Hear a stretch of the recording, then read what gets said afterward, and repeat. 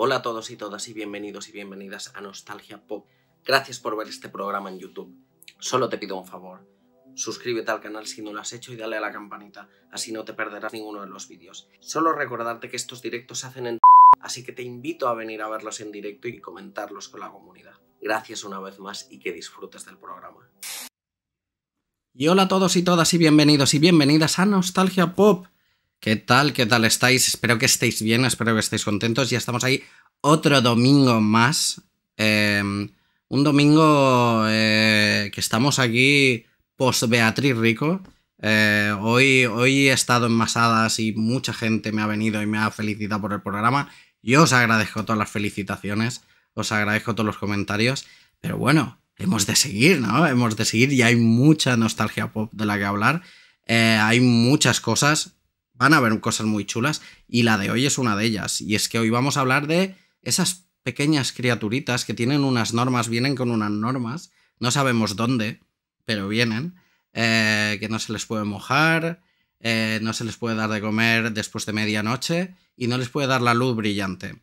Así que ya sabéis, vamos a hablar de los gremlins y vamos a hablar no solo de los gremlins, porque diréis, hostia, pero si los gremlins solo hay dos pelis. Los gremlins son dos pelis. Pero los gremlins no nacieron en esa peli. Los gremlins ya venían de antes, hablaremos de ello. Y los gremlins generaron una gremlin manía de la que vamos a hablar. Porque todos conocéis a los critters, pero yo no sé si todo el mundo aquí conoce a los hobgoblins. Que eso ya es rizar el rizo. Así que hablaremos de todos esos exploits. Hablaremos de Joe Dante, sobre todo, que es un director que me flipa. Y además estaré aquí súper bien acompañado, pero antes de empezar, como siempre digo, si queréis hacer comentarios en el chat y queréis preguntar alguna cosa o lo que sea, tenéis un botoncito aquí abajo que pone seguir, es un corazoncito, le dais al botoncito, seguiréis el canal, o sea, formaréis parte de esta comunidad de la que somos ya más de 750, ahí es nada, y se os avisará cuando se haga un próximo directo. Que ya sabéis que son los miércoles y domingos, pero imaginaos que me da por hacer un directo el viernes, una watch party como lo has hecho muchas veces, pues ahí os avisará. Y lo más importante, eso podréis escribir en el chat y tendréis los emoticonos estos básicos de personajes del canal. Y si queréis apoyar la causa, si queréis convertir esa felicitación, esas felicitaciones de estos días en algo que me repercuta en algo guay, muy guay, podéis suscribiros. Para eso tenéis otro botoncito aquí abajo en una estrellita, pone suscribirse. ¿Y eso qué quiere decir? Eso quiere decir que no veréis anuncios, o sea, cuando salgan anuncios directamente no saldrán. Tendréis estos emoticonos de suscriptores, como he visto aquí, que está aquí Fabrique, o Mac de mi amigo Mac, un personaje recurrente del canal, el Tuno Negro, etc, o Hugo, el troll de Hugo. Pues esos los tendréis suscribiéndoos. Y eso, a cambio no veréis anuncios y sobre todo apoyaréis la causa. No hay nada más bonito que apoyar la causa. Recordad que tenéis que renovar suscripción cada mes, que esto no es automático. Y como para suscribiros, si tenéis Amazon Prime, es gratis, no os vale nada de dinero. Y eso, y a cambio tenéis todo eso. Si no tenéis Amazon Prime, creo que vale 4,99, que es lo que vale, como siempre digo, un café con leche en las Ramblas de Barcelona o en la Plaza Mayor de Madrid. Así que a cambio de un café con leche tendréis, apoyaréis aquí el canal y me daréis una alegría y me daréis felicidad, que hay días que lo necesito, os lo aseguro. Pero bueno, vamos a empezar, vamos a hablar de Gremlins ya, así que, como siempre, tiro la intro y estamos aquí con el invitado. Así que venga, 3, 2, 1, venga, que tiro la intro. Hola, soy RetroKid. Llevo más de 5 años coleccionando cosas relacionadas con los 80 y los 90. Mientras coleccionaba, he conocido gente increíble con historias que me volaron la cabeza. He creado este canal para darles voz y para reivindicar esa cultura pop que tanto me gusta y mostrársela al mundo. Bienvenidos y bienvenidas a Nostalgia Pop. Nostalgia.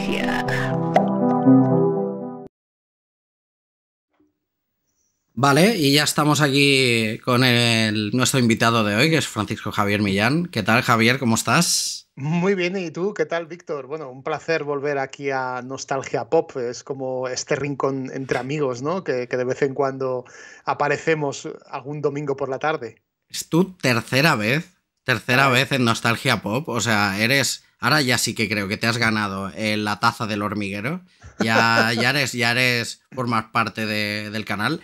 Recordemos, la primera vez viniste a hablar de algo Mm, de lo que hoy hablaremos, que es de la ujú, generación Amblin. ujú. Y la segunda de Karate Kid y Cobra Eso es. Kai. Cosas muy Ujú. ochenteras, Javier? Tú... Seguimos en los 80, anclados Buah, completamente. buah, ¿qué me vas a decir a mí? Te iba a decir, la cabra tira al monte, sí, sí, pero es que las cosas como son. Aquí Javier, pues, si no lo conocéis, ha escrito un montón de libros, pero es experto o digamos que le gusta muchísimo Mm, la parte de Spielberg.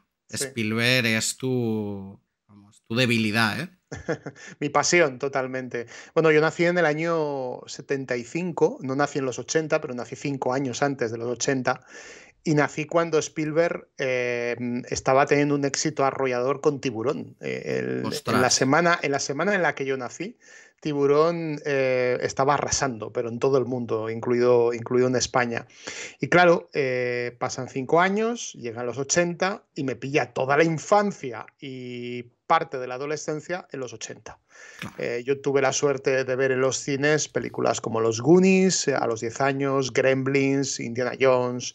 Así que imagínate, claro, con ese caldo de cultivo, ¿cómo no te va a gustar Spielberg? Lo raro es que no me gustara. O sea, Sí, claro, sí. era inevitable. Y luego además con mis hermanos, que yo soy el mayor de tres hermanos, tuve la ocasión luego con los videoclubs, con la cultura esa tan grande de los videoclubs, mostrarle a mis hermanos todas las películas que yo había visto siendo niño. Por lo tanto, en casa las películas estuvieron durante mucho tiempo presentes estas películas de los 80 y también de los 90 que también hay que reivindicar de vez en cuando. Sí, sí, sí, yo siempre reivindico, sí, sí, ya sabes que desde aquí Mm, los 80 molan mucho, las pelis de los 80 molan mucho, obviamente el 84, mm, gran año, pero gran los año. 90 no nos olvidemos que en los 90 hay pequeñas joyitas Mm. como Super Mario Bros. O como Casper, que sé Casper, bueno, que a Casper me ti te gusta encanta. mucho Casper igual que a mí. Sí, sí, Película sí. que descubrimos en el Cartoonscopio Sí, que cierto.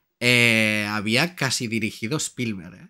Sí, Ojo casi, ahí, ¿eh? casi, Casi casi. dirigido. Hizo un poltergeist, ¿eh? Sí, efectivamente. Además, los años 90 fueron unos años bastante interesantes para él, porque después de haber ganado todos los Oscars con la lista de Schindler y también los técnicos en Parque Jurásico, en esa gala del año 93 se llevó 10 Oscars en total, una gran parte con la lista y otra parte con Parque Jurásico. Llegaron a los 90 y parecía como que el espíritu Amblin estaba como desapareciendo, ¿no? Y en el 95, de repente, estrena Casper y yo tenía 20 años, o sea, yo ya no estaba para ese tipo de películas y te aseguro que me hizo volver a la infancia, pero de golpe. O sea, fue toda una experiencia, una película que además hay que reivindicar porque creo que está teniendo en estos momentos ese punto nostálgico que con el tiempo también lograron los Goonies o los Gremlins, ¿no? Que es la película de la que vamos a hablar hoy. Sí, sí, total, total. Pero sí, exacto. Hoy vamos a hablar de algo que es súper curioso, porque Mm, a ti que te gusta tanto Spielberg, ujú. vamos a hablar de un director que para mí es el anti-Spielberg, que es Joe Dante, pero Sí, casualmente está vinculado a Spielberg con sí, Gremlins. sí, sí, Es, sí. es algo que ahora hablaremos un poco, Mm. porque es algo que a mí me vuela la cabeza, pero antes...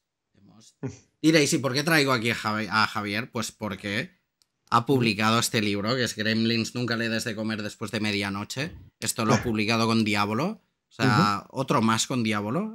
Sí, el sexto Yo ya. digo, entre Octavio López y tú, estáis copando todo el mercado de libros de la nostalgia. Sí. Pero sí, sí, pero es. Que sí, este libro lo sacaste hace. El invierno pasado, Diciembre. pues. Sí, sí, en diciembre. Sí, sí, lo sacamos en diciembre del 2022, al filo de la Navidad, porque era obligatorio, ¿no? Que los Gremlins llegaran por Navidad, porque si no, no tenía sentido sacarlo ahora en febrero o en marzo, ¿no? Y sin duda, bueno, hemos tenido muchas bueno, muy buenas ventas. Ha sido unas navidades estupendas con Gizmo, Stripe y todos los personajes. Y bueno, esperamos que también a lo largo de todo el año se siga funcionando muy bien en ventas. Sí, sí, así que si os gustan los Gremlins, a los que estáis allí en el canal, que sepáis que tenéis aquí, hoy hablaremos de ello, pero no con Ujú, la... O sea, no lo diseccionaremos tanto como se hace en este ujú, libro. Incluso en el libro se habla de merchandising, que sé que aquí nos gusta ujú. mucho el merchandising, de álbumes de cromos, de figuras, y sí, hay figuras de PVC, y Ujú, de mucha cosa de efectos especiales, que ujú, eso es algo muy guay. Y eso es algo súper importante, hoy lo veremos, que es ujú. súper importante en la saga de Gremlin, saga de 2 pelis, pero que parece que sean 25, ¿eh? No sé cómo... ¿Qué te parece a ti eso? Sí, la verdad es que sí. Es que, claro, la primera película fue tan impactante, gustó tanto. Es una película que inmediatamente se convirtió en un éxito. Bueno, fue el éxito de taquilla más importante para Warner, con lo que ello conlleva, ¿eh? Estamos hablando de uno de los estudios de los orígenes del cine. O sea, Sí. Warner es uno de los primeros estudios, de los grandes. eh, Consiguieron unas cifras increíbles y consiguieron poner de moda todos estos personajes y luego también todo esto transmitirlo a las jugueterías, a las tiendas de ocio. Entonces esto se convirtió en una bola que creo que ni sus responsables estaban esperando. Creían que iba a funcionar bien, pero no tan bien, ¿no? Y claro, ¿qué ocurre? Que luego llega la segunda película en el año 90, no funciona tan bien, pero aún así el eco de la primera es que seguía, o sea, seguía la gente queriendo esta película. Y es que aún hoy en día han pasado 35, 40 años, todavía la gente adora a Gizmo, adora a estos personajes. Es algo alucinante. Sí, hablaremos de esta parte de Remember que ha habido, o Mm, de comeback que ha habido de Gremlins, porque es algo digno de estudiar, porque mm, para que la gente se haga una idea, o Gremlins 2, que es la última peli que tuvimos de mm. Gremlins, que dices, es que tú... No, no, Gremlins 2 compitió en taquilla con Dick Tracy, Sí. y Dick Tracy le ganó, pero Dick Tracy no se acuerda nadie de ella. Nadie. O sea, nadie. Solo O sea, nosotros. Solo en nosotros. cambio, Gremlins Sí. se sigue haciendo Mm, merchandising, es una IP sí, sí, súper sí. potente, que incluso la han usado ahora en un reciente videojuego de Warner que han hecho Mm, un Smash Bros. Con muchos personajes y han metido a Gizmo y a Stripe. mm. O sea, es curioso, curioso, curioso. Pero vamos al principio, Javier. Mm. Vamos a Sí. hablar de Gremlins, porque los Gremlins, como he dicho antes en la introducción, no los inventó Spielberg No, ni Joe Dante. no, no. ¿Quién Así los es. inventó? Bueno, realmente el invento de Gremlins no tiene un autor definido, porque en realidad los pilotos de la Royal Air Force en la Segunda Guerra Mundial ya inventaron este término. Un término que, por cierto, ya empezaba a usarse tímidamente en la Primera Guerra Mundial, en la Gran Guerra, pero ya explotó del todo en la Segunda, ¿no? A finales de los 30 y a principios de los 40. ¿Qué ocurre? ¿Quiénes eran los gremlins? ¿Qué criaturas eran? Cuando un avión de la RAF funcionaba mal, cuando se estropeaba un motor, cuando caía el avión, porque caían constantemente, no era por problemas mecánicos, no era por la Luftwaffe que les había atacado los alemanes, no, era por un gremlin que iba dentro, en su interior, en el motor del interior. Por eso el personaje de Dick Miller, el señor Futterman en la película, siempre Mm. está diciendo, es que los extranjeros meten gremlins en los electrodomésticos, en los Los coches, en rusos. los motores, los rusos. Claro, en la época de los 80 era la Guerra Fría y por lo tanto quienes metían los gremlins eran los rusos. Pero en la época de la Segunda Guerra Mundial eran los alemanes quienes metían en los motores los gremlins. Los gremlins eran como unos duendecillos, ¿no? Que estaban por allí pululando. Entonces, ¿qué ocurre? Que entre estos pilotos de la RAF, entre muchos de ellos, había uno que ahora también es tristemente popular por otra historia, que es Roald Dahl. Roald Dahl, que fue teniente en el ejército británico, tuvo un accidente, Era una persona anónima, era un oficial más, ¿vale? En esos momentos. Pero resulta que, claro, cuando tiene el accidente, se la pega en un desierto, de repente le dicen sus compañeros, no, es que esto ha sido por culpa de los gremlins. Claro, entonces se queda estupefacto diciendo, pero ¿esto qué demonios es? Entonces empezó a enterarse que había una leyenda dentro de ciertos destacamentos de la RAF que hablaba de eso, ¿no? De esos personajes. Entonces, ¿qué hace él? Dice, vale, él, bueno, luego se convertiría en el escritor de Matilda, Charlie, la fábrica de chocolate, Las brujas, o sea, bueno. Sí, de James el melocotón gigante. El melocotón gigante, bueno, Lo, maravilloso. lo que pasa que Javier, es que puntualicemos esto, porque para que la gente lo entienda, o sea, no, los gremlins no existían, es como los gamusinos realmente. ¿Tú te acuerdas cuando te decían vete a buscar gamusinos y no existían gamusinos? Era como... Sí, claro, sí. No es algo de Iker Jiménez aquí de no, o del programa este de alienígenas que comienzan a decir barbaridades, no. O sea, era como una manera de decir, sí, hombre, sí, los gremlins, esto es lo que ha pasado. Sin embargo, Víctor, ya sabes, a mí me gustan mucho los temas del misterio, sí, es más, colaboro en más de un programa sobre este tema.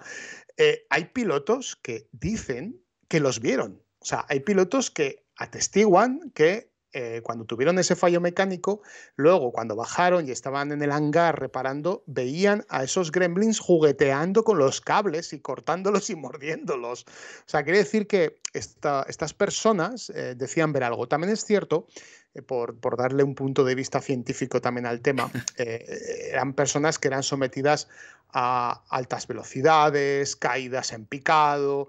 Por lo tanto, es normal que en una situación de estrés veas hasta una vaca volando directamente. Sí, veas, ¿no?, a la Virgen de Guadalupe allí también. Exacto. Entonces, a Roald Dahl, claro, de repente dijo, vale, esos ruidos que yo escuchaba dentro del motor del avión eran los gremlins. Claro, y este hombre es el que puso la forma, ¿no? Todo era una leyenda, chismorreos, etcétera, y de repente él hace un libro. Que el libro creo que lo tienes por ahí, ¿verdad? Que lo tienes por ahí, sí. Sí, hace un libro, pero bueno, este libro tiene su historia, porque este es el libro posterior. El libro de una supuesta adaptación que iba a hacer Walt Disney, porque Walt Disney, a través de una persona, un agregado de la embajada de Reino Unido en Estados Unidos, le hizo llegar el cuento original de Gremlins. Y de repente Disney lo abre y dice, ostras, yo quiero contar una historia como esta, quiero hacer una película de los Gremlins. Claro. Y claro, luego la película tuvo muchos problemas. Efectivamente hay bocetos, hay preproducción, o sea, se hicieron muchos dibujos, se hizo un guión.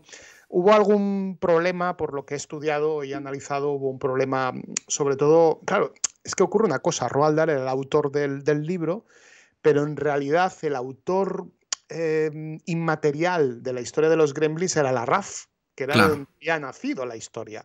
Entonces parece ser, según lo que he analizado, es que hubo problemas no solamente de financieros, porque bueno, Disney en esos momentos estaba saliendo también de una crisis importante.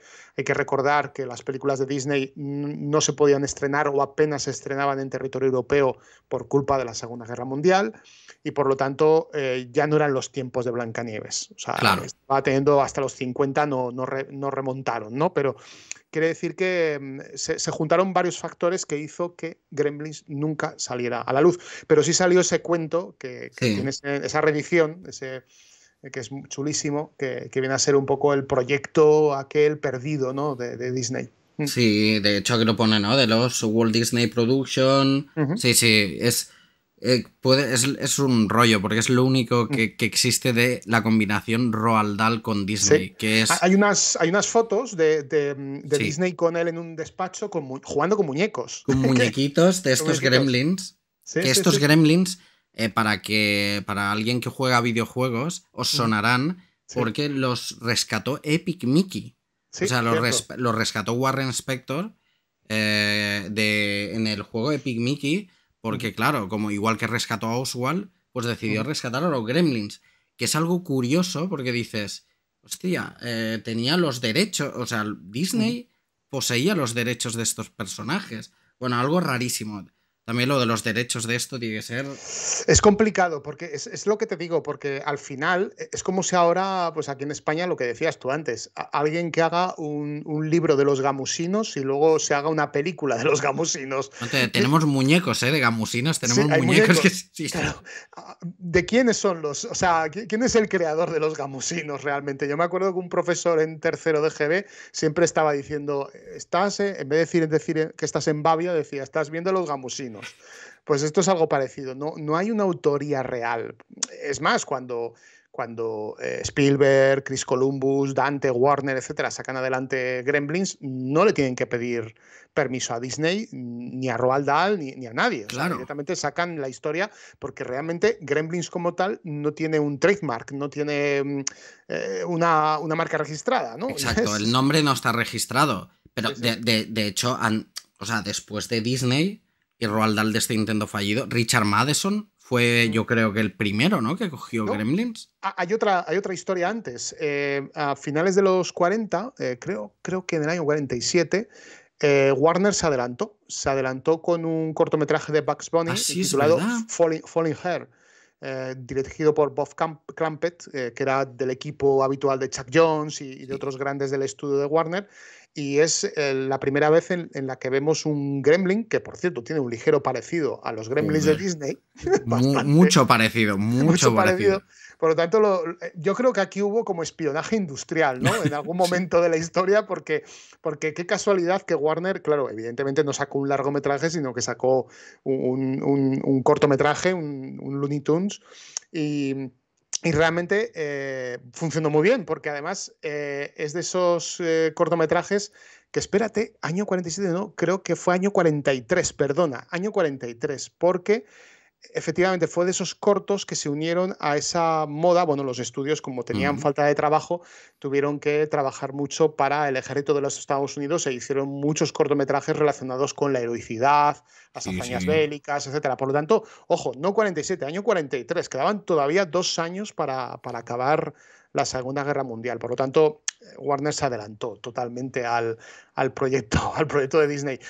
También he leído en algunas fuentes que probablemente esto fue lo que hizo a Disney frenar, diciendo, bueno, pues ya que se han adelantado los de la competencia, ya directamente nosotros no vamos a hacerlo, lamentablemente. Lamentablemente, sí, porque ya te digo, los Gremlins estos son súper chulos y eso, el cuento este va de eso, de los Gremlins boicoteando un avión, como ahora sí, luego haría ese Gremlin. Sí. Antes lo mencionaban por aquí los comentarios, en el capítulo de Twilight Zone, ¿no? Sí, además es un capítulo dirigido por Richard Donner, nada más y nada menos. Es uno de los 6-7 capítulos que dirigió. El protagonista es William Shatner, el famoso Capitán Kirk de la Enterprise.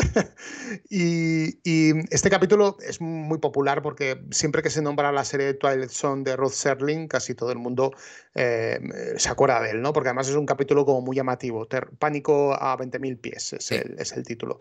La historia es un viajante, un pasajero de un avión. En este caso no es un avión militar, sino que es un avión convencional, comercial, y de repente ve en medio de una tormenta cómo hay una criatura en el ala del avión destrozando el motor del avión. Y claro, se vuelve loco, le entra una paranoia. Bueno, William Shatner, que no le gusta nada la sobreinterpretación, ahí se salió totalmente en el personaje. Y luego, ¿qué ocurre? Que este episodio fue visto por 2 jóvenes que se convertirían en cineastas, como eran John Landis y Spielberg, y ambos decidieron en el año 83 hacer su propia versión en una película que aquí se tituló En los límites de la realidad, y el último capítulo es un remake, que es buenísimo. Es remake del capítulo de Richard Donner, un capítulo que además dirigió el director de Mad Max, George Miller, y en este caso no era William Shatner, sino que era John Lithgow, también pasado de tuercas completamente. Sí, pero yo os digo, los que tenemos un poco de miedo a volar, te acuerdas mucho de ese capítulo, cuando yo, de hecho, es posible que yo nunca me ponga en la ventana del avión Una de ellos porque no puedo estirar los pies y dos porque no quiero ver un gremlin en el ala del avión. Eres de los míos, eres de los míos. Yo también me pongo en el pasillo, prefiero que me molesten y levantarme constantemente que estar en el ala del avión. Sí. Jolín, es que es verdad. Yo una vez volviendo de Estocolmo al aeropuerto de Barcelona, al Prat, me cogió la peor tormenta de la historia que podía pillarme. O sea, aquello era una lavadora y hubo un momento en el que estaba con mi hermano y dije, hay un monstruo en el ala del avión. O sea, es que me salió del alma porque está muy... sobre todo en mí, ¿no? Muy afianzado en mi cultura popular, ¿no? Claro. Esta criatura. A mí me dio un miedo terrible. Yo no había visto el de Richard Donner, sino que había visto de niño el de George Miller y me dio un miedo terrible, o sea, pero terrible. Sí, es que si ahora ves el de Richard Donner da risa porque él parece el Yeti. O sea, el gremlin parece un Yeti. Parece un Yeti rarísimo. Eso, William Shatner pasadísimo de vueltas. Y sí que es verdad que en el de George Miller ya el gremlin ya es una criatura pequeña, viscosa además, muy feota. Reptiliana. Y da pánico, da pánico. Y yo creo que puede que sea la primera vez que... Cuando hablamos de gremlins ya lo tenemos interiorizado con los gremlins de Dante, pero hay un gremlin en el ala del avión para mí es Pam, ¿no? La dimensión desconocida o los límites de la realidad y ese capítulo que es tremendo, tremendo. Brutal, además con la música de Jerry Goldsmith. Una película que, por cierto, el tercer episodio es de Joe Dante. Que Joe Dante terminó la película como tal, porque hay una parte final cuando atan en una ambulancia a John Lithgow y se lo llevan y aparece Dan Aykroyd, ¿no? Al final de la peli. El cierre, ¿no? Igual que la apertura, el cierre. Pues esa secuencia está dirigida por Joe Dante, porque la película tuvo un accidente gravísimo en el primer capítulo. Murieron el actor principal y 2 niños, además, o sea, algo terrible. Sí, algo terrible. Y Spielberg y Landis casi prácticamente se desentendieron de ella y fue Joe Dante quien la remató, quien terminó la peli. Por cierto, claro, en ese momento fue la primera conexión que hubo entre él y Spielberg. Por lo tanto, ahí está la primera vez en la que trabajaron juntos y a pesar de que es el anti-Spielberg, que estoy totalmente de acuerdo con esa expresión, se llevan súper bien. Sí. Tienen la misma edad, nacieron los dos en el 47, han visto lo mismo, han visto las mismas películas, los mismos dibujos animados, se llevan súper bien. Pero ¿sabes dónde me doy cuenta yo de que es el anti-Spielberg? En Matiné.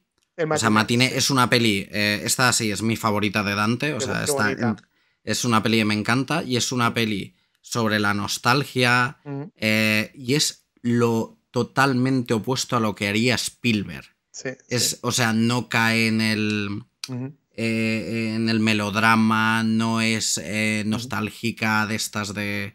Es que es el anti-Spielberg totalmente, pero sí que es curioso lo que dices tú, que tienen los mismos referentes. Entonces estaban condenados a caerse bien. A caerse bien. Además, Joe Dante, antes de Los límites de la realidad y mucho antes de Gremlins, de repente su agente le dice, oye, te ha llamado Spielberg a la oficina.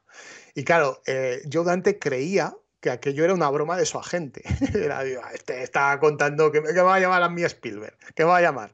Pues resulta que efectivamente al otro lado del teléfono estaba Spielberg. Y cuando ambos quedan, se citan en Universal Studios, en el despacho de Spielberg, en esos primeros años cuando estaba creando Amblin Entertainment, claro, Joe Dante iba con miedo de que le iba a caer una pero de impresión. Porque claro, Joe Dante había hecho la película Exploitation de Tiburón, había hecho Piraña. La Piraña, sí. No Piraña 2, que esa es de James Cameron, esa es peor sino Piraña 1. Piraña 1. Entonces, claro, decía, aquí Spielberg me ha echado una bronca, pero de campeonato, ¿no? Y resulta que Spielberg va y le dice, es que me encanta Piraña, o sea, me encanta esta película. O sea, me encanta que me hayáis copiado y que Piraña sea una película tan estupenda y tan divertida. Y fue por Piraña y por Aullidos, más por Aullidos, evidentemente, que es una película mejor, con un acabado muy redonda, me parece la película de Licántropo perfecta, me encanta. Con permiso de los fans del Hombre Lobo americano en Londres, que hay muchos, a mí Aullidos me gusta más que a mí también, a mí también. Entonces Spielberg dijo, para mi nuevo proyecto, llamado Gremlins, necesito el mismo humor, la misma mala leche, el mismo terror y ese punto realista que le da a Aullidos ese talante tan especial, ¿no? Porque la película de Aullidos empieza con una periodista que va en busca de un asesino en serie y que tiene un encuentro con él, casi prácticamente la viola, casi prácticamente la mata, y tiene un trauma que le obliga a tenerse que ir al bosque, a aislarse de la sociedad y a empezar de nuevo. Resulta que en ese bosque entra en una comuna, que casualidad o no, hay licántropos en ella, ¿no? Sí, Hay sí. hombres lobo, hombres y mujeres lobo. Entonces a Spielberg le gustó mucho esa idea de cómo el fantástico entra desde la realidad, poco a poco, con un personaje muy bien construido, que fue el personaje interpretado por Dee Wallace, también aparecía en E.T., por lo tanto otra conexión con el Claro. mundo de Spielberg. Y gracias a estas dos películas, Joe Dante, perdón, estuvo dirigiendo Gremlins. Sí, sí, sí. Lo que pasa que sí que es verdad que antes de dirigir, antes de que le cayera el proyecto a Joe Dante, otro director muy relacionado a Amblin, pero que entonces era guionista, Sí. fue quien escribió la peli, que fue Chris Columbus. Chris Eso Columbus, que fíjate cómo son las cosas, que mucha gente ahora lo conoce por Harry Potter o por La señora Doubtfire. O Solo en casa. O Solo en casa, pero Chris Columbus estaba dentro de Amblin, lo fichó Spielberg y fue el que hizo el guión de Gremlins. El de Gremlins, el de Goonies, ¿no? El de Goonies, sí, sí. ¿no? Sí. Y el secreto de la pirámide también es de Chris Columbus. Ahí es nada, ¿eh? Ahí es nada. Pues fíjate, es que claro, la historia de Chris Columbus también es también para dar de comer aparte, ¿no? Porque sí, tienes enjundia, sí. Sí, tienes enjundia. Chris Columbus venía de una familia de gente que trabajaba en la industria, en la minería, etcétera, ¿no? Entonces él siempre luchó por querer convertirse en guionista y dibujante de cómics y se fue a Nueva York quería entrar en Marvel, o sea, quería entrar en esa Marvel de los 80, ¿no? Nunca lo consiguió, pero mientras estaba trabajando en una fábrica, en sus tiempos libres, iba escribiendo guiones. Y en uno de esos guiones se le ocurrió la idea de Gremlins, y se le ocurrió porque él alquiló un apartamento en Nueva York y era un apartamento lleno de cucarachas, de bichos, o sea, de ratas. Y por las noches estaba durmiendo y oía rascar en las paredes. Entonces llegó un momento en que dijo, quiero contar este terror de alguna manera, y entonces aquí es donde le vino la idea de Gremlins y ampliar un poco la mitología de lo de los aviadores, ¿no? Aunque luego directamente casi prácticamente no cogió ese tema, sino que lo dejó como muy circunstancial en el personaje de Murray Futterman y poco más, ¿no? Pero sí que es llamativo, ¿no? Que de una experiencia negativa, que es alquilar un apartamento lleno de bichos, consiguiera sacar un guión como este. El guión se lo envió a Spielberg. Spielberg en ese momento estaba buscando historias para su recién creada Amblin Entertainment a raíz del éxito de E.T.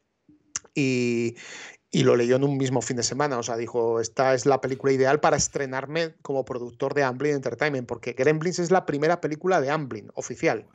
Sí. Luego hay otras, hay Poltergeist, algunos dirán, etcétera, pero esas todavía no llevan el sello Amblin. Llevaban el sello Spielberg, todos lo sabemos. Spielberg. Exacto, que ya sabemos quién dirige la película, ¿no?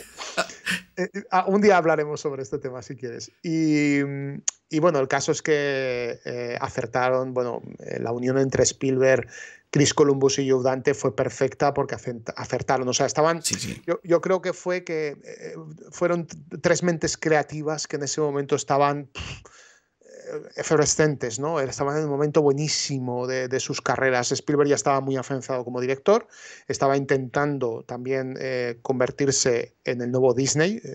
Esto muchas veces muchos críticos, muchos autores y especialistas del cine de los 80 lo han llegado a decir, que realmente lo que quería era abarcarlo todo, era dirigir, producir, imagen real, televisión, animación, etcétera. Y claro, Gremlins pasaba por ahí. O sea, era una pieza fundamental dentro de este engranaje.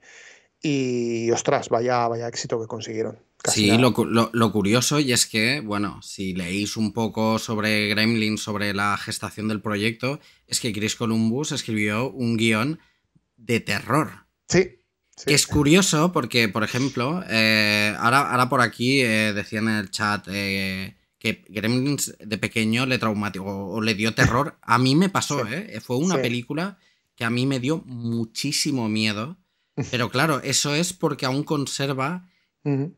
pues trazas, ¿no? De ese primer Sí. guión que era violento, tenía terror. Es que se comían hasta un perro, ¿eh? Es Sí, que se comían al perro del protagonista, no un perro eso, cualquiera, sino al perro del protagonista eso no se concretamente. puede hacer, eso no se puede hacer. Yo entonces ya no sería mi película favorita, Y pero sabes claro, lo del McDonald's, lo sabes, ¿no? Lo de la escena del sí, McDonald's. porque lo he leído, Sí, lo has leído.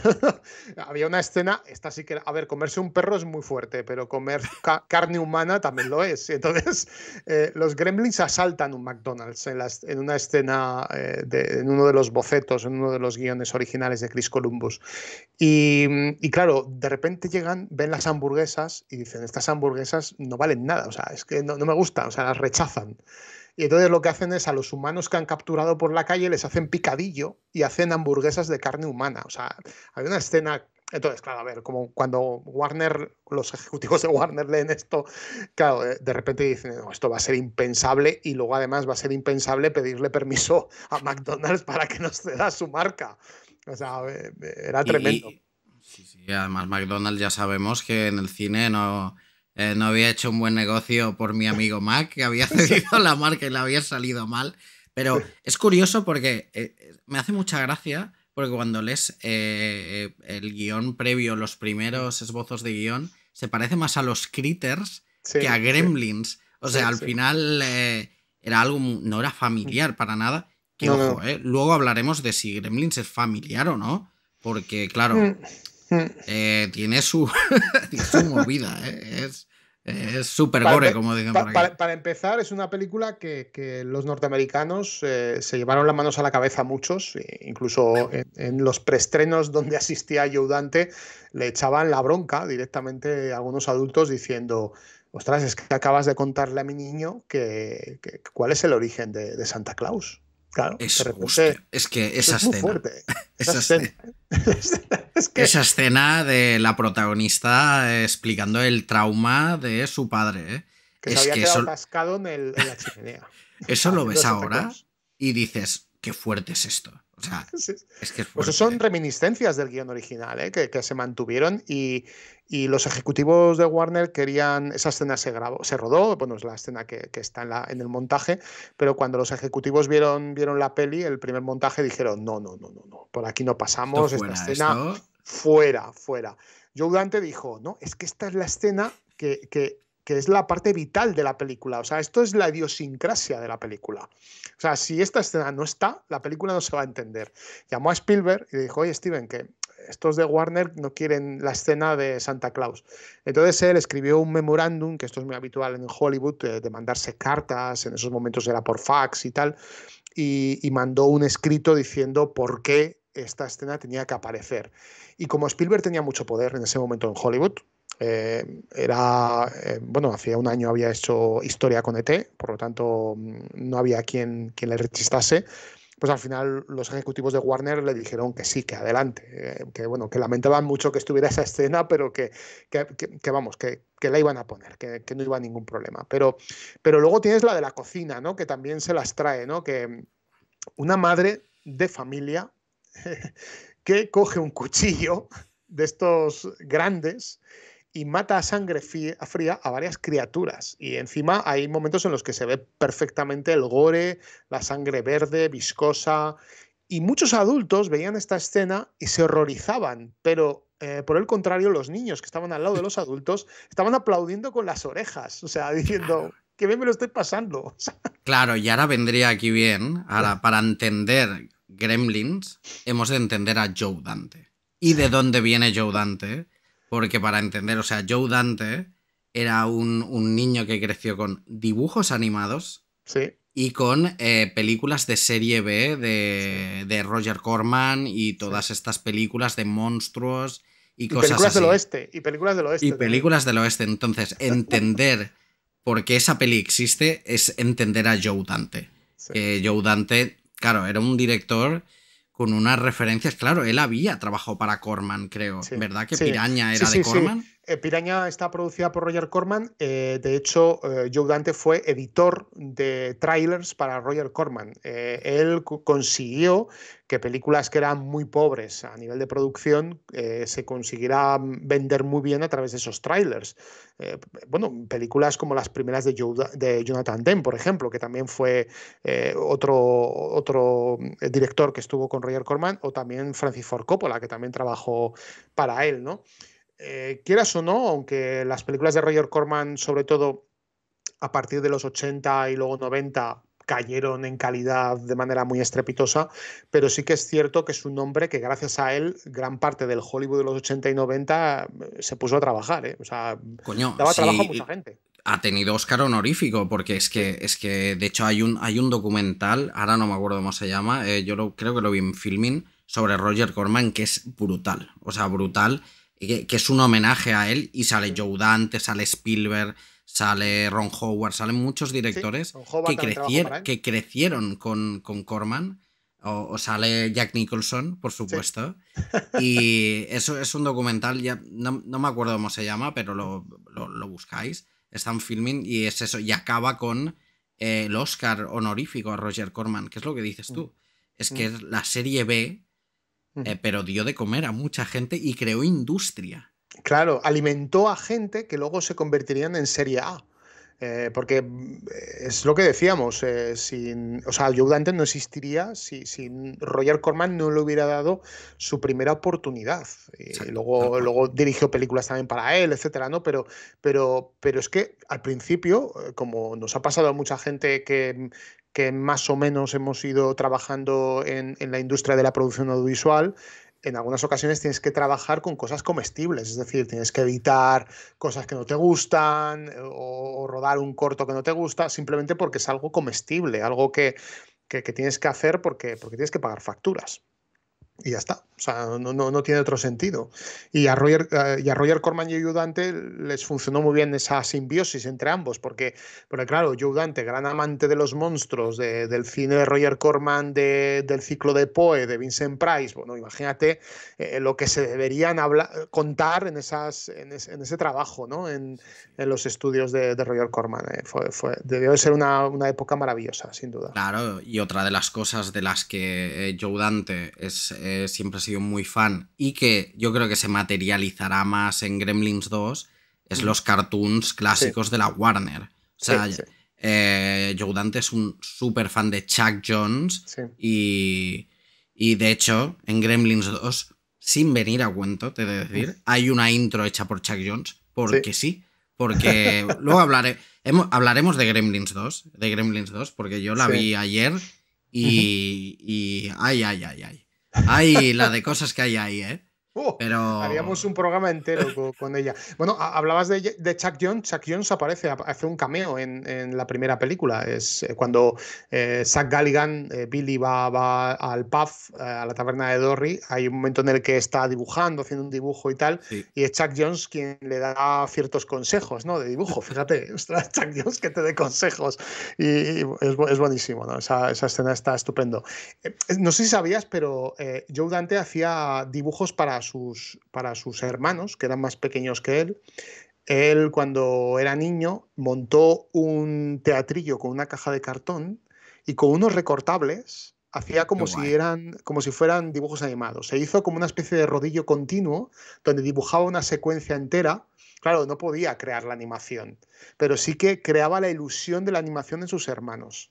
Tú sabes, bonito, ¿eh? Ojo lo que te voy a decir, tú sabes que mi hermano me hizo lo mismo a mí. Fíjate. Parecido, pero lo que él hizo fue una tele de cartón. Ajá. Y hacía películas muy largas, dibujadas, y las iba pasando.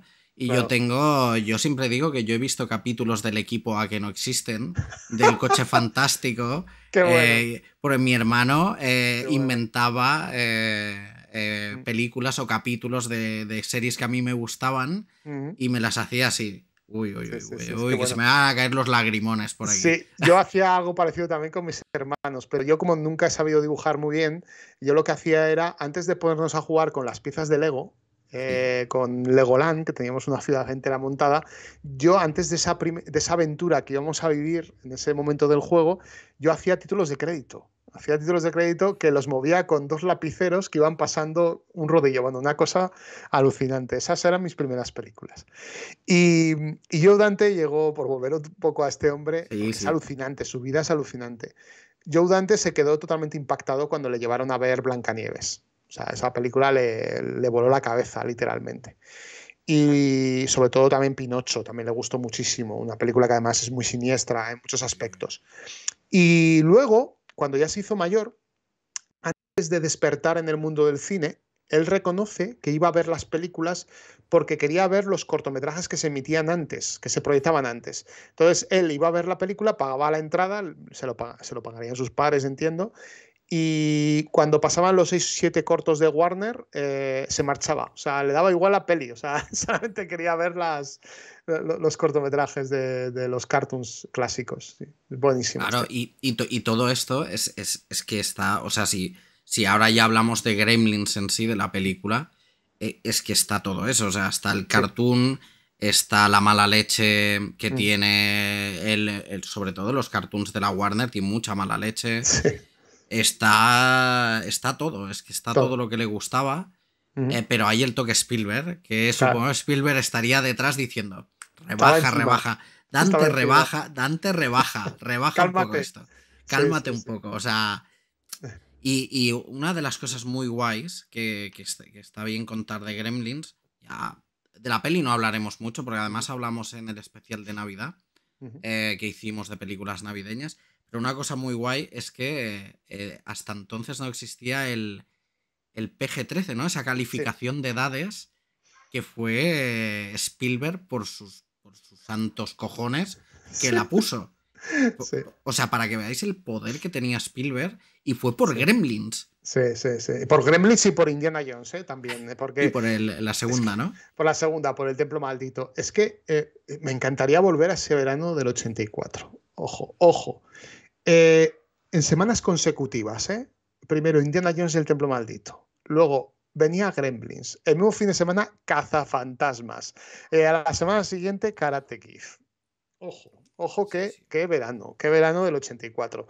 Efectivamente, cuando se estrena Indiana Jones y el Templo Maldito, la asociación norteamericana que hace la regulación de la catalogación de películas por edades, no saben qué hacer con esta película, porque tienen elementos que sí, bueno, sale un niño chino, que es divertida, tal, aventuras y tal, pero luego están comiendo sesos de mono en una cena y luego hay un señor calvo que arranca corazones a una persona que encima no estaba muerta, sino que se la arranca en vivo, ¿no? O sea, una película rocambolesca, a mí me encanta, es una película, es mi favorita de Indiana Jones, pero sin duda entiendo que desde el punto de vista de los que tienen que catalogar, ¿no?, ese tipo de películas, pues resultó difícil. También había otra película por aquel entonces, fuera del ámbito de Spielberg, que se titula Amanecer Rojo, que es una Sí, película de John Milius, también muy particular, sí. y estas tres, o sea, Gremlins, Indiana Jones 2 y Amanecer Rojo, fueron las que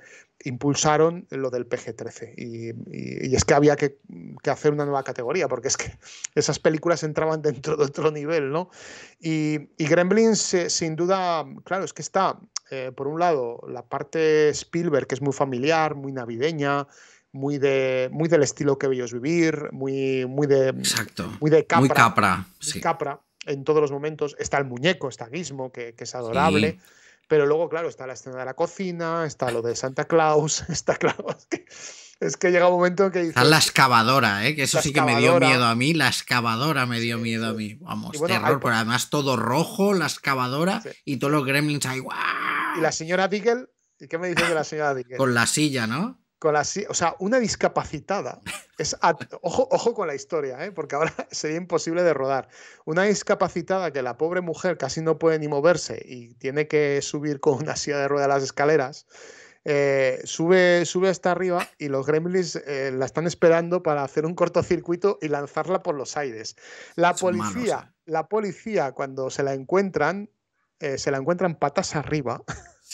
con la silla de ruedas también ahí medio tirada. O sea, es una escena, pero tremenda. Claro. Es que son malos. Es que. Sí. Ojo con los Gremlins, porque los Gremlins son traviesos, Sí. pero tienen maldad ahí. Qué mala leche, sí, mala leche. Pero toda su maldad termina disipándose cuando les proyectan una película de dibujos animados. En ese momento se quedan Blancanieves. Y se quedan. ¿Cuál es la película favorita de Joe Dante? Claro, se quedan todos alucinados viendo la película.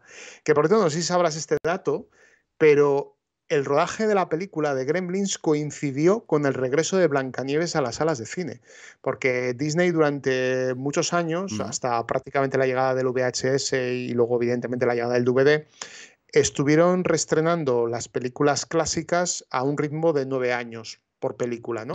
Entonces, si en el año 37 se había estrenado Blancanieves por primera vez, 9 años después se estrenaría por segunda vez y así consecutivamente, así hasta llegar al año 83. Por lo tanto, que un cine en Estados Unidos esté proyectando Blancanieves no es raro en el año 83, porque fue precisamente el año en el que yo vi la película en el Cine Rex de Zaragoza. Claro, fíjate, el mismo año, en el 83 vi esta película porque de nuevo Disney la volvió a relanzar y tuvo un éxito tremendo. Por eso los Gremlins estaban ahí cantando y liándola. Y liando la parda. Es un momento muy mágico porque se quedan alucinados. O sea, hay una bacanal dentro de la sala de cine tremenda. Sí. Y además con muchos gags que son muy propios de Warner en ese momento. Incluso la música acompaña mucho a ese estilo, ¿no? El Mickey Mousing. Y de repente se enciende la pantalla, aparecen los animalitos, aparecen los enanitos y se quedan todos alucinando. Es una escena mítica, vamos, me encanta. Sí, yo creo que Gremlins, yo siempre lo digo, de las pelis de los 80, todo el mundo recuerda eso, Goonies, yo qué sé, Regreso al Futuro, Karate Kid, bla, bla, bla. Yo siempre he dicho, la mía siempre ha sido los Gremlins. Sé que Regreso al Futuro es Regreso al Futuro, sí. Pero igual que para ti, Javier, es los Goonies, para mí es los Gremlins. O sea, es una película que de pequeño me dio mucho miedo, pero ya sabes lo que pasa con las cosas que te dan miedo, que cuando eres mayor no solo te reconcilies, sino que te obsesionas con ellas. Sí, y entonces el día que ya de mayor pillé los Gremlins y vi los Gremlins bien y dije, ¡buah! Pero esto, ¿qué película es? Esto es maravilloso. Es maravillosa, sí. Y de hecho, por suerte he tenido la oportunidad de ver en el Fenómena cuando hacían las dobles sesiones Gremlins y Cazafantasmas en Navidad. Las hicieron como programa sorpresa y pusieron las dos del tirón. Y verlo aquello fue una experiencia religiosa casi, imagínate. A mí me pasó algo parecido. Yo en el 84 no la vi como un par de años más tarde, porque también en esos años había, en Zaragoza, ¿no? De donde yo soy, había muchos cines y estaban los cines de barrio y también los cines del centro, pero en ocasiones matinales había muchos cines que rescataban películas que se habían estrenado 2 o 3 años antes, ¿no? Entonces yo había visto En busca del arca perdida en el cine en uno de esos reestrenos, ya sabía quién era Spielberg. De repente en la tele me habían puesto Poltergeist, me cagué de miedo, o sea, no te lo puedes imaginar, o sea, tremendo, con 10, 11 años viendo Poltergeist, bueno, es una cosa... Y encima mis padres me dejaron solo en la habitación viéndola, o sea, aquello fue... Cuando volví a la cama fui encendiendo todas las luces directamente, ¿no? Y luego también había visto Encuentros en la tercera fase en la tele, entonces de repente... reestrenan Gremlins, voy a verla con mi primo y de repente veo en pantalla Steven Spielberg presenta. Y yo dije, ¡buah! Yo ya sabía quién era este señor, digo, nos lo vamos a pasar en grande y efectivamente así fue, nos lo pasamos en grande viéndola. Sí, ya te digo, y Gremlins eso fue un taquillazo, funcionó, no bien, funcionó súper bien. Muy bien. Súper bien.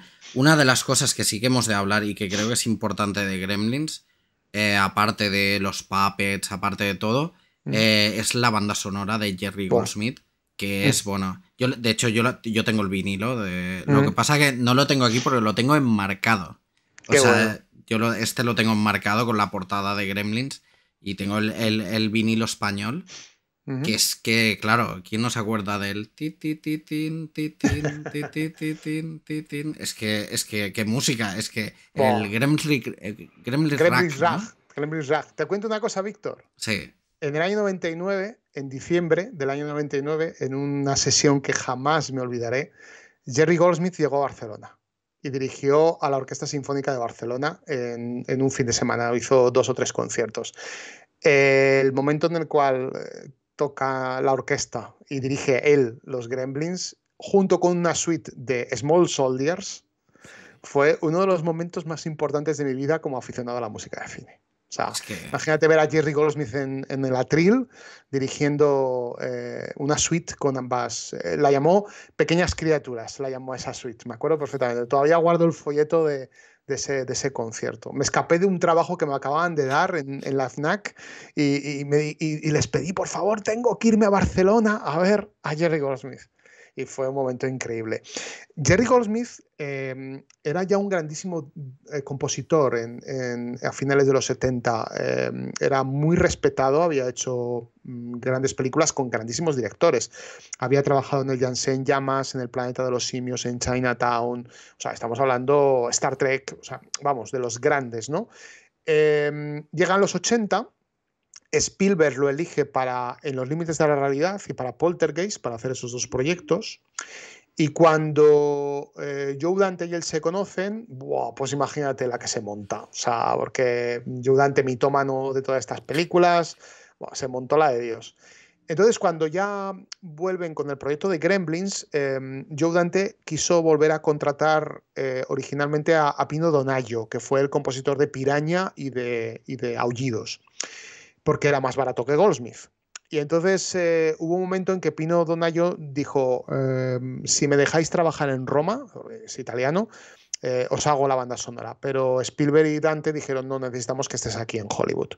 Entonces fue Spielberg quien dijo, oye, si volvemos a llamar a Jerry, que os llevasteis también en los límites de la realidad.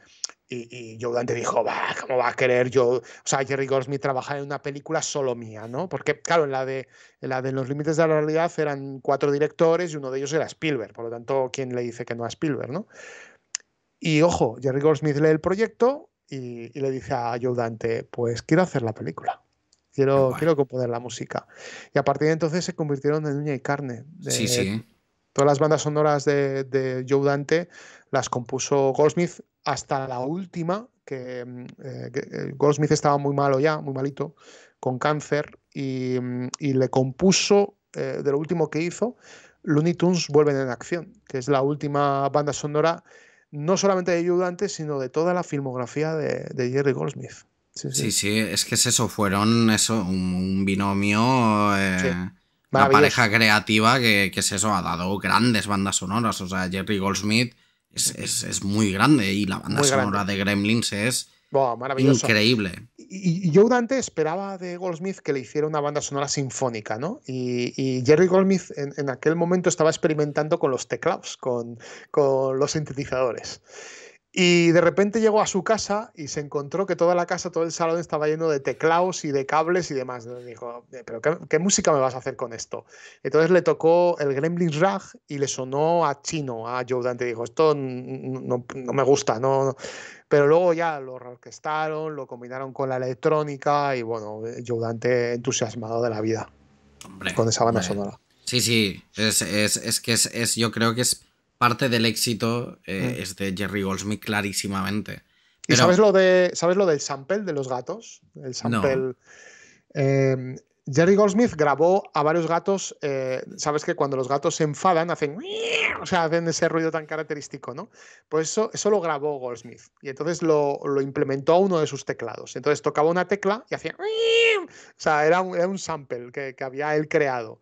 Entonces, si te fijas, cuando veas de nuevo la película, fíjate que el gato sale varias veces a lo largo de toda la banda sonora. Y es que ostras. la señora Diggle es una gran amante de los gatos y viene por eso. Cuando la señora Diggle aparece un tema que está basado en el refunfuñar de un gato. O sea, esto es maravilloso. O sea, ¿cómo se le pudo ocurrir esto? Sí, sí, es lo que dices tú, ¿eh? Yo creo que se juntaron Buah. ahí, vamos, todos en una etapa creativa, Sí, buenísima. creativa y gamberra. Sí, Pero sí, sí. ya te digo, Gremlins fue un éxito. Y obviamente, ¿qué pasa con los éxitos? Y más en los 80. Y es que piden una secuela. Es que Warner te viene y te dice, que quiero una Quiero más. secuela. Quiero más. ¿Cuándo me vas a hacer Gremlins 2? Claro. Y hubo muchos problemas hasta que se hizo Gremlins 2. Muchos años. Muchos años. 6 años costó sacarla adelante. Warner casi prácticamente desde el principio ya les llamó a la puerta, casi prácticamente a los pocos meses del estreno de Gremlins, y les dijo, poneros en marcha. Pero ya, no se ponían de acuerdo con los guiones, con el tono. Estuvo trabajando en la secuela Terry Jones, uno de los ex Monty Python, que aportó unas locuras tremendas a la historia, con un guismo gigante que arrasaba Nueva York y demás. Y por medio hicieron El Chi Prodigioso, que también es una película con Warner, y luego finalmente lanzaron Gremlins 2, que se estrenaba en verano de 1990. Claro, y es curioso porque venía Joe Dante. Joe Dante no quería hacer Gremlins 2. No la quería hacer, pero había tenido un fracaso anterior que era Exploradores. Sí. Entonces, yo creo que iba necesitado de todo, seguramente. Y El Chi Prodigioso, permíteme, tampoco, a ver, funcionó, pero no funcionó tanto como esperaban. Y mira que es chula, ¿eh? Es muy chula, pero no les funcionó tanto como esperaban, efectivamente. Necesitaban algo, necesitaban un éxito seguro. Eso es. Y entonces, claro, ahora aquí te voy a exponer mi teoría de Gremlins 2, porque yo... me pasa como con Cazafantasmas 2, que es una peli que no he vuelto a ver desde hace muchos años porque en su día no me gustó. Claro. Porque llegaron tardías, sí, llegaron tarde. a medio gas. Son muy extrañas las dos. Sí. Ya te digo, me pasa lo mismo con Cazafantasmas 2. Y Gremlins 2, sabiendo la historia un poco... cuando la volví a ver, tú has visto, fíjate lo que te voy a decir, ¿tú has visto, Javier, Matrix 4? No he visto Matrix 4, fíjate. Vale. No la he visto. Pero, la tengo pendiente. Pues Matrix 4 pasa una cosa con Matrix 4 y es que Warner, precisamente Warner, también presionó mucho a las Wachowski para que hicieran un Matrix, porque esta IP funciona, tenéis que hacer una peli, si no la hacéis vosotras, la hará otro. Claro. Pero se ha de hacer. Y dijo una de ellas, creo que es Lana Wachowski, dijo, sí, voy a hacer Matrix 4 meándome en Matrix, en toda la saga Matrix. Básicamente es... Sí. Ojo, a mí me gusta, me gusta si entiendes el pensamiento de la Wachowski, que es, sí, pues me voy a mear en todos los fans que han idealizado Matrix y que la han convertido en un culto. Y entonces es una peli súper meta, donde hay un montón de capas de lectura, que al final es ella haciendo pues iba a hacerlo, pero no vaya a ser que un corte de mangas a Warner. Sí, a Warner. Y Gremlins 2 es eso mismo, es lo mismo. Joe Dante meándose en todos los fans, porque claro, pasó una cosa, que Joe Dante llegó un poco a odiar Gremlins. Sí, la veo. Sí, porque, claro, no levantaba las pelis que quería, siempre le tenía a Gremlins la sombra, ¿no? De Gremlins era muy alargada. Y cuando le dijeron, o haces Gremlins 2 o tal, dijo, sí, me dais libertad creativa, te la damos. Voy a por ello. Y viéndola, yo me di cuenta, o sea, la escena en que hay un Gremlin tatuando a otro Gremlin el logo de Warner, es una declaración de intenciones. Totalmente. Y bueno, también hay una declaración de intenciones desde el principio, porque Joe Dante les dice a los de Warner que me tenéis que prestar a los Looney Tunes. O sea, ojo. En ese momento que los Looney Tunes tampoco estaban muy presentes en el panorama televisivo. Bueno, sí, en televisión sí, porque se reponían mucho los cortos de Chuck Jones y otros compañeros, pero realmente, no sé si me estaré equivocando, pero apenas se producían nuevos Looney Tunes en esos años. Y entonces, ¿qué ocurre? Que de repente Joe Dante le pide a Warner, oye, que voy a utilizar a Bugs Bunny, al Pato Lucas, a Porky, a todos estos. Digo, o sea, se quedaron de estupefactos. Y encima llaman a Chuck Jones para hacer los dibujos. Chuck Jones en ese momento estaba en otra etapa creativa y hace unos dibujos diferentes a los que hacía años. Y cuando Joe Dante le muestra a los ejecutivos de Warner la escena de los Looney Tunes, un ejecutivo de Warner dice, oye, pero ¿quién ha dibujado esto? Si esto está súper mal dibujado. O sea, si Bugs Bunny, en vez de provocarme ternura o risa, parece que me va a sacar un cuchillo. O sea, me dijo directamente que no le gustaba. O sea, ¿quién ha dibujado esto? Y resulta que quien había dibujado aquello era Chuck Jones. Es que o sea, la película inicia con no sé, un segmento de los Looney Tunes muy cortitos del logo de Warner que no viene a cuento. A cuento de nada. O sea, yo cuando recordaba... A cuento, Víctor, pero espera, sí que hay que reflexionar esto. Quizás a cuento de nada a nivel narrativo, es decir, porque dices, ¿qué pintan estos aquí, no? O sea, yo cuando lo vi por primera vez, yo pensaba que me iban a meter un corto antes de la peli. Dices, bueno, pues meten un corto y luego ya empezará la película. Pero es que luego también es una declaración de principios, porque Gremlins 2 está considerada como la película de animación más cercana a la animación de Gremlins 2. O sea, perdón, de Joe Dante. Está hecha con marionetas, está hecha con efectos especiales de esa época, incluso con algo de ordenador ligeramente. Y stop motion, un poco stop motion. Exacto, pero salvo la animación del principio y la final, el resto de la película no tiene nada de animación. O sea, es directamente hecha con métodos artesanales de la época, ¿no? De efectos especiales. Pero realmente toda la película como tal es una película de animación. Los gags, el ritmo, todo el delirio que hay es una película de Looney Tunes de 100 minutos. O sea, totalmente. Es que es una peli que apenas tiene narrativa. O sea, en el momento que aparecen los gremlins malos, son gags, un gag detrás de otro gag. Detrás de otro. Y además gags muy de los Looney Tunes, como el gremlin mujer o que dando besos como Bugs Bunny hace cuando se viste de mujer. O sea, convierte a los gremlins en un cartoon. Claramente. Un cartoon, exacto. Es una película cartoon. Sin ser un cartoon, es una película cartoon. Totalmente. Sí. Pero claro, hay un momento en el que se golpean entre ellos con una maza y suenan los pajaritos. O sea, es que es todo igual, es todo el estilo de los dibujos animados. Claro, y tiene los efectos sonoros de cartoon. Es una película, sí que es algo rarísimo. Ya te digo, yo la vi ayer y me quedé alucinando. Que claro, no me extraña que el actor, que ahora no me acuerdo del nombre, pobrete, nadie se acuerda del actor. Zach Galligan. Sí. Que Zach Galligan dijera, es que parece una peli de Muppets, es que parece una peli de los Muppets, no parece... Los humanos casi no tienen ni protagonismo. Él pasaba por ahí, ¿no? Directamente. Bueno, es que cuando los humanos rodaron todas las escenas, aún les quedaron como 3 o 4 meses de trabajo en los estudios. Y como les dieron manga ancha, Joe Dante iba dirigiendo poco a poco los planos junto con Rick Baker y 4 mataos que estaban ahí con ellos trabajando las escenas. Y efectivamente es que hay muchas escenas que son solamente Muppets todo el rato. Sí. Además, claro, es una peli chifladísima donde meten... ¿Cómo hacemos para que aparezcan más gremlins? Como el mío que está apareciendo por aquí.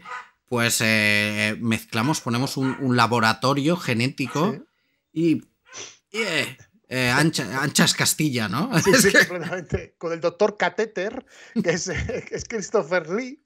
Es Christopher Lee. Es que en ese momento, ahora claro, todo el mundo dice, claro, Christopher Lee, Saruman y el Conde Dooku y tal, no, aún quedaban 10 años para aquello, o más, o sea, 15 años para el Conde Dooku y otros tantos también para el Señor de los Anillos. Christopher Lee estaba en horas bajísimas, o sea, era una vieja reliquia de la época que le gustaba a Joe Dante. O sea, en ese momento, vale, era llamativo, los fans sabíamos que era Drácula, que había sido Drácula, pero en ese momento estaba haciendo series B, series Z, o sea, directamente estaba de horas bajas, totalmente. Y rescatar ese personaje del abuelo de los Munster es que la peli, te lo juro, yo la estaba viendo ayer y no daba crédito. O sea, digo, ¿pero qué es esto? O sea, ¿por qué has sacado a y Dick Miller, por supuesto, Dick Miller, maravilloso. No puede no dejar de salir. Eso que parecía que moría en la primera película porque la excavadora entró, como decías, a degüello en su casa. No dieron ningún tipo de explicación, pero ese hombre y su mujer lograron escapar de los gremlins y aparecen de vacaciones en Manhattan justo cuando los gremlins atacan el edificio. ¿Y qué me dices del personaje de John Glover, Daniel Clamp? Es una parodia total de Donald Trump, Claro, totalmente. pero yo pensaba, digo, esto será, vale, yo pensé, vale, esto será una crítica a los magnates. Sí, Que sí, sí. no, que no, Es que Donald no, Trump. no. Pero es que no hay ni. O sea, digo, bueno, pues el personaje caerá y se le verá Sí. como un malo. No, No, no. no porque no. Es No. que triunfa, o sea, es que al final sale triunfante el magnate. Incluso dice al final de la película, creo que soy un hombre nuevo o algo así, ¿no? Después de todo lo que ha pasado, ¿no? Yo te digo, ya te digo, yo la estaba viendo y no daba crédito y digo, claro, entiendo a Dante que me han forzado a hacer Gremlins, voy a hacer Gremlins y de hecho hay muchos gags, hay muchas líneas de diálogos riéndose de la primera película. Sí, O sea, sí. de las reglas Sí. de los Gremlins, hay un personaje preguntándole al otro, al pobre, al chaval, diciéndole, bueno, ¿y qué pasa si se le queda algo entre los dientes a las 11 de la noche y a las 12 se lo traga? Se convierte en gremlin. Y Claro. si está viajando en un avión y cruza el meridiano, ¿qué pasa? ¿Qué dices? Hostias. Claro. O sea, es Joe Dante, Sí. incluso la escena del microondas, hace Sí, un chiste con ello. con Es ello, como efectivamente. la mítica escena, dice, sí, os gustó, pues ahora ya verás como me meo en ella. O sea, es curioso lo de Gremlins 2. Ahora eso. Yo me acordé mucho de Matrix 4. La gente, es que Matrix 4, ¿qué es esta broma? Digo, Que esta broma, sí. ¿y Gremlins 2? ¿Qué broma era? ¿Qué broma fue? Fíjate, está saliendo detrás en tu pantalla, está saliendo precisamente la broma de las bromas dentro de la película, que tú tienes la versión en VHS, que es la versión en la que sale John Wayne. Ojo, sale John Wayne en Gremlins 2, pero en la versión para cine era Hulk Hogan y había un Hombre. momento en que los Gremlins rompían la cuarta pared. La cuarta pared es cuando los personajes ya hablan directamente a los, Sí. a los espectadores, rompen las tres dimensiones del espacio fílmico, directamente van hacia el espectador. Es lo que ocurre en La Rosa Púrpura del Cairo, para que nos entiendan O en los El Último espectadores. Gran Héroe. O en El Último Gran Héroe. Actores de cine que entran, personajes del cine que entran en el mundo real.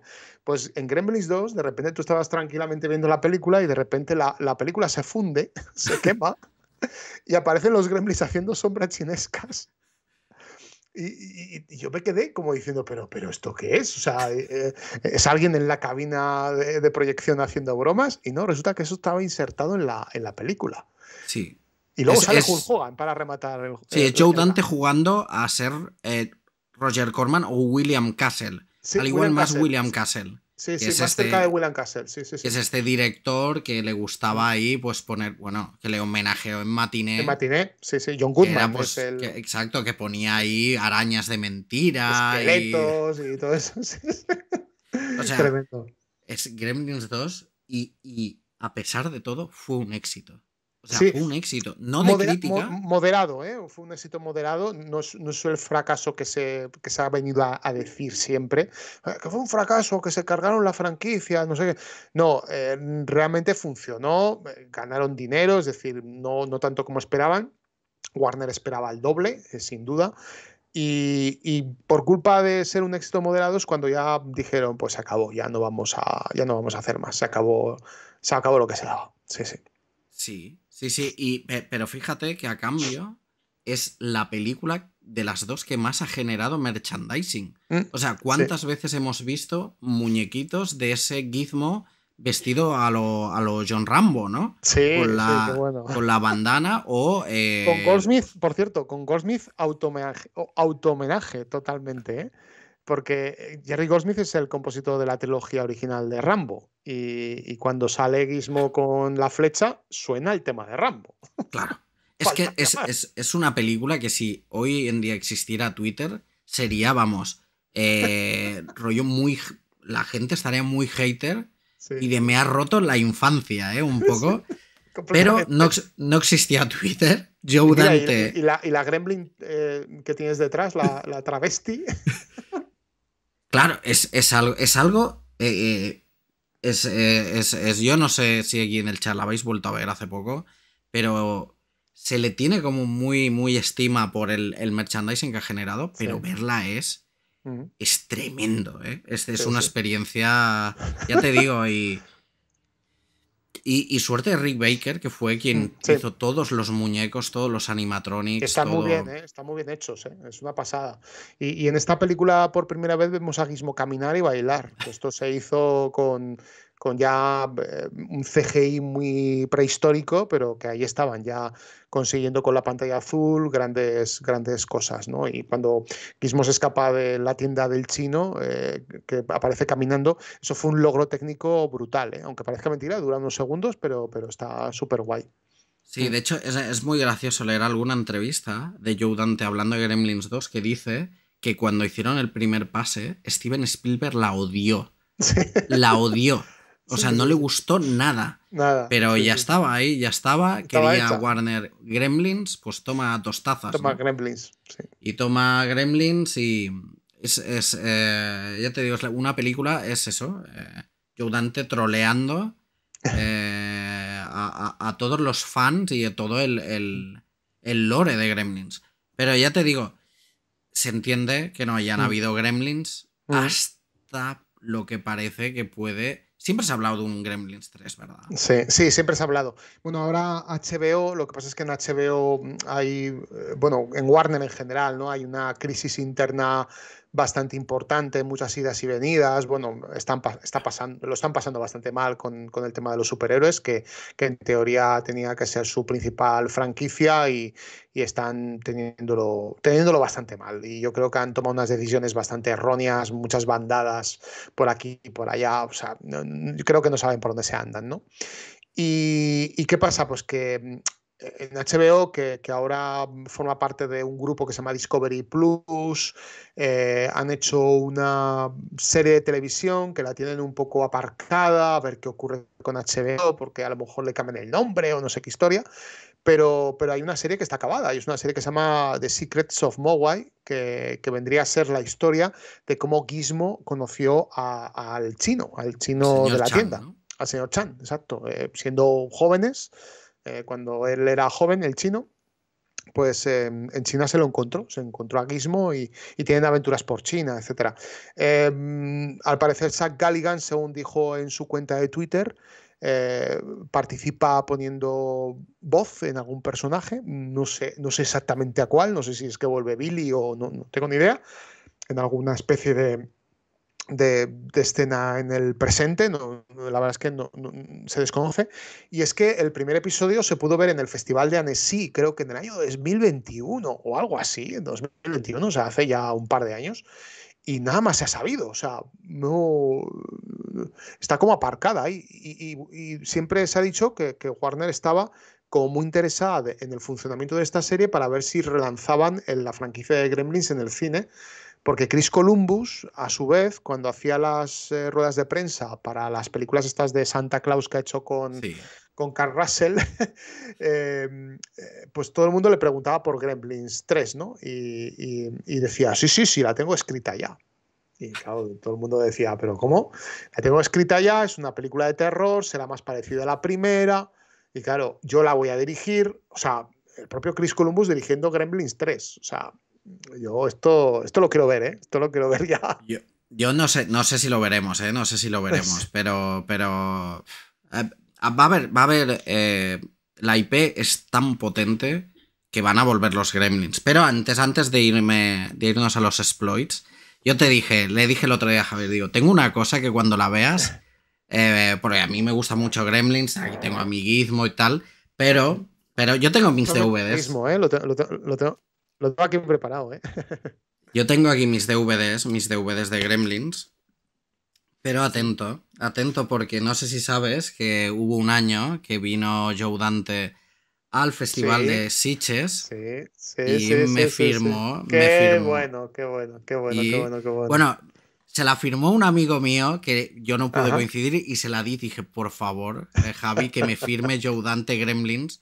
Y tengo Gremlins 1 firmada por Joe Dante, que es un Yo tío también la tengo además firmada. súper majísimo. Tú también, ¿eh?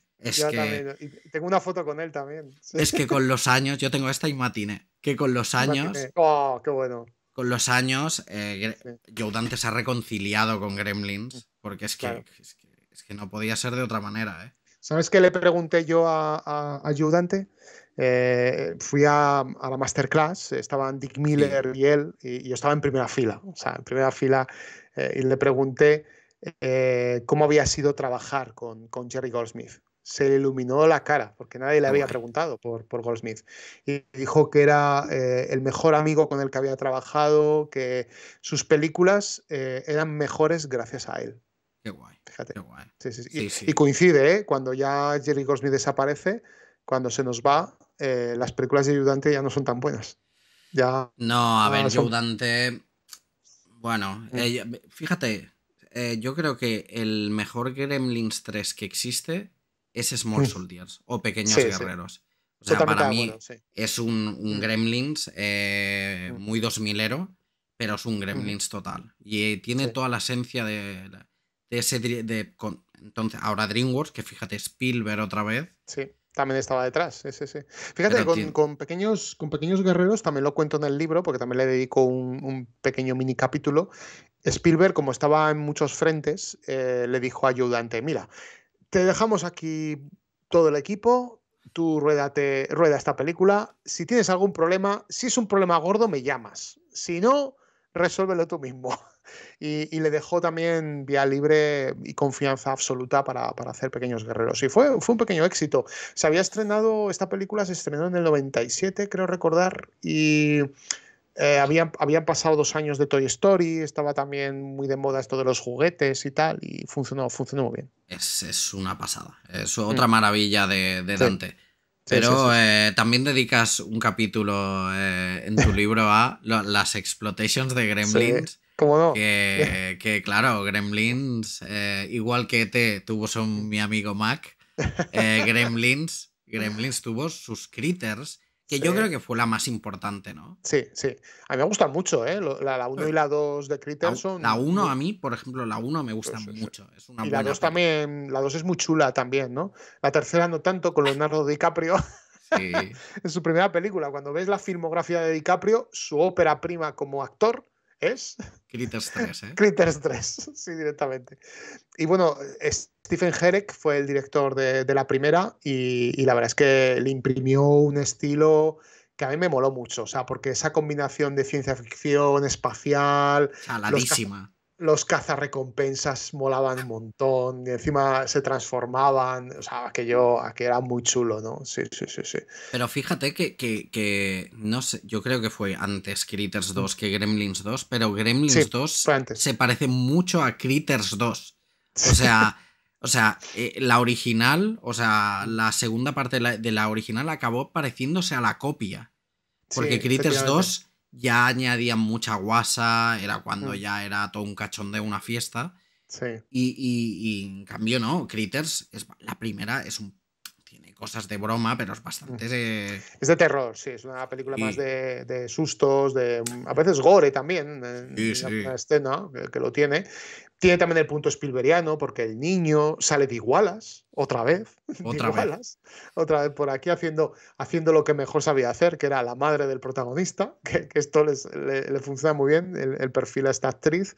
Y a mí, ya te digo, me gustan mucho la 1 y la 2, me parecen dos películas fantásticas.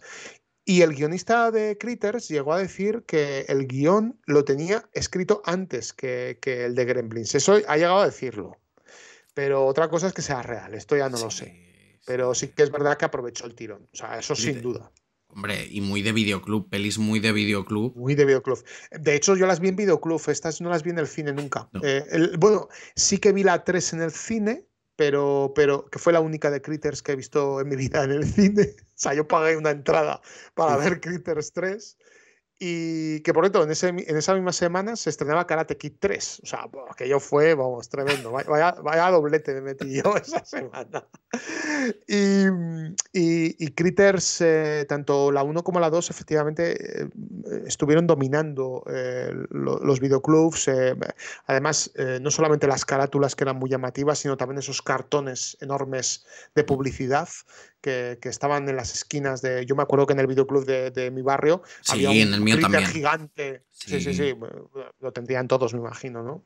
Sí, además las criaturas estas las hizo, a ver si no, ¿cómo es el nombre? Es el director de Los payasos del espacio exterior, no sé Sí, qué. sí, ahora no me sale. Sí, sí, sí. Bueno, está en Bueno, el libro, creo. Sí, está en sí, el está libro. en el Sí, libro. sí, que es otro que se ha convertido así como en un director de culto por los efectos Exacto. prácticos que hacía y la creación de monstruos. Y es que, pero claro, los Critters no vinieron solos, porque tuvimos No. los Munchies, los Ghoulies, que los Ghoulies sí Sí, que tienen su culto, ojo. Y sí, sí. mira, Y los Munchies, permíteme, la directora de los Munchies es una señora llamada Tina Hirsch o algo así.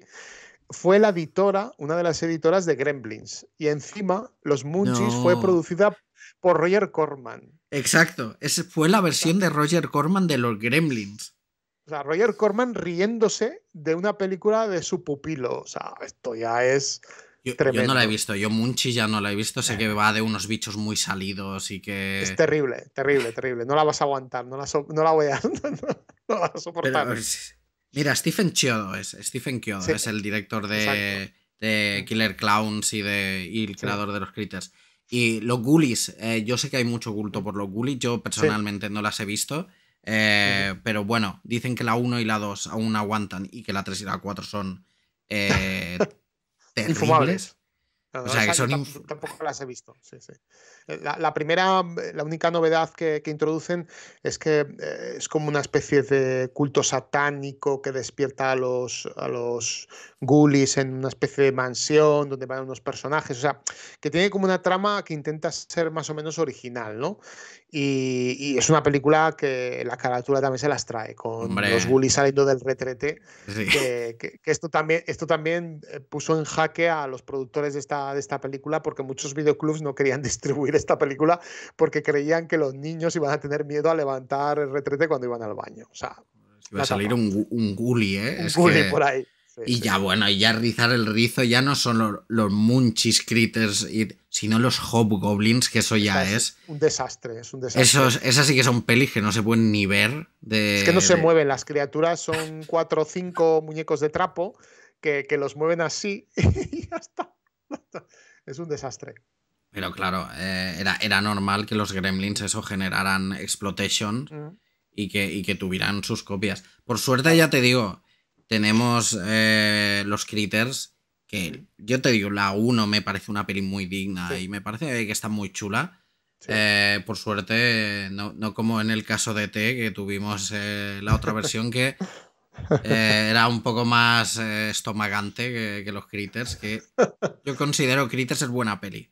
Sí, es buena peli. Pero, Mm, pero sí, sí, sí. Y ya te digo, está guay que le dediques mm. un capitulito en el libro. Sí, Aparte era de... obligatorio. Era obligatorio porque en todos los libros que he escrito, todos tienen la parte de los sucedáneos, ¿no? De las películas que han partido de un gran éxito y con el tema de Gremlins era obligatorio pasar por estos títulos.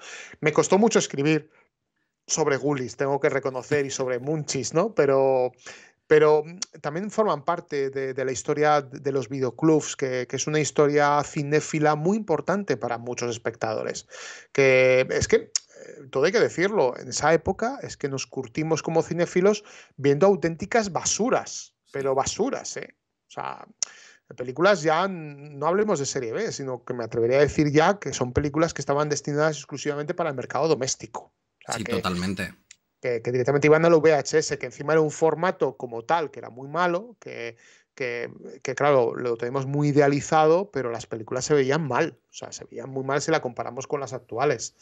Y en formato cuadrado, los efectos se escondían más. Y Sí, esos defectos que tenían esas películas, pues no estaban tan marcados como se ven ahora. pero sí que descubríamos alguna joyita, ¿no? Algunas Claro. cosas que, que al igual por la portada, ¿no? Por ese críter gigante que has dicho tú que Claro. había, Sí. podías descubrirlas y joder, tuvieron su qué, ¿no? Obviamente, se hicieron tantas películas para videoclub que no todas iban a ser Oh. buenas. Yo no reniego de esa época. Yo he hablado con otros compañeros de la profesión, de divulgadores cinematográficos, críticos, etcétera, que cuando eran niños veían, yo qué sé, veían películas de John Ford, de George Cukor, o sea, veían películas así de grandes clásicos, ¿no? Pues yo veía Critters, una pandilla alucinante, mi amigo Mac. Y luego, gracias a estas películas, he ido descubriendo también estas otras. Claro. O sea, digamos que mi cinefilia parte muy concreta de esos años 80. O sea, sin estas películas yo no soy quien sería ahora actualmente. Claro, es que forman parte de esos años 80, ¿no? O de esa cultura pop que tanto nos gusta, tener eso, igual que es... Y está guay porque es así como Joe Dante también no tenía el videoclub, pero sí esas pelis de serie B, Claro. que no O habría... Tarantino, precisamente. Claro, es el mejor ejemplo. Sí. no existiría un Tarantino, un Dante, un Ron Howard, todos estos sin las pelis pues de monstruos de serie B, de Roger Corman, no existiría todo eso. Y eso eran pelis de serie B destinadas a fondo de catálogo y pelis de noche, de estas que presentaría más adelante Elvira, pero películas de serie B, o sea, totalmente. Al final está guay, o sea, entender a Joe Dante yo creo es súper importante. Para entender Gremlins has de conocer a Joe Dante. Sí, sin duda, efectivamente, porque tiene una mente privilegiada para el cine, porque antes de ser director es cinéfilo, y esto me gusta, porque hay muchos directores, sobre todo en la actualidad, que reniegan de la cinefilia, dicen que pasan de ver cine, ¿no? Y que solamente les interesa el cine que hacen. Y esto lamentablemente está cundiendo mucho en muchas escuelas de cine actuales. Y que seas cinéfilo y que de esa cinefilia hagas tu propio estilo es lo mejor que puede haber para un director. Sí, totalmente. O sea, Dave Chazelle, quédate donde estás. Aquí preferimos a Joe Dante. Totalmente. Aquí en Nostalgia Pop o Spielberg o eso, Ron Howard o todo lo que se hizo. Así que ya sabéis. Gremlins, tenéis, si queréis saber más, hemos hecho aquí 1 hora y media de resumen de muchas más cosas de las que se explican en el libro. Porque, por ejemplo, se habla mucho de los efectos especiales, que es algo muy importante en Gremlins, o incluso de los actores, de las películas posteriores a Joe Dante del año 1984 que tanto te gusta. Así que ya sabéis, corred, insensatos, a por el libro de Gremlins de Francisco Javier Millán. Y yo encantadísimo de que estés aquí hablando de Gremlins conmigo, ¿eh? Yo encantado también. Vamos, es que Gremlins forma parte de mi vida desde que conocí esta película. Y curiosamente, gracias a ella he conocido a gente fantástica, no solamente a ti, sino también a gente en los Estados Unidos que están también comprando el libro. Y no nos tenemos que olvidar de ese prólogo que me ha hecho uno de los máximos coleccionistas de Gremlins en el mundo. Exacto. Que vive en Seattle, Ian Grant, que tiene nombre de personaje de Parque Jurásico, Ian Grant. Y se lo dije, se echó a reír cuando me escuchó decírselo. Y tiene un museo en su propia casa que se llama The Gremlins Museum, que puede cualquiera verlo a través de su cuenta de Instagram, The Gremlins Museum.